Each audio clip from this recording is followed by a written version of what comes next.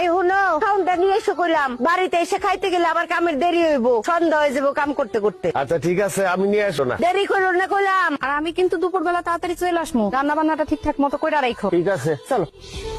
আব্বা এতক্ষণ ধরে চেষ্টা করতেছো, তারপর আগুন তুই যেই হারে চোখের পানি নাকের পানি ছাড়তেছোস, তাতে লাকড়ি এমনি ভিজে যাইব। সমান অধিকার দিতে গিয়া এখন তো মনে হইতেছে চোখে দেখার অধিকারই হারাই ফেলামো বাপ্পুলাই। তাই তো দেখতেছি। আবার জোরছে জোরছে জোরছে ধাক্কা দাও জোরে ধাক্কা দাও।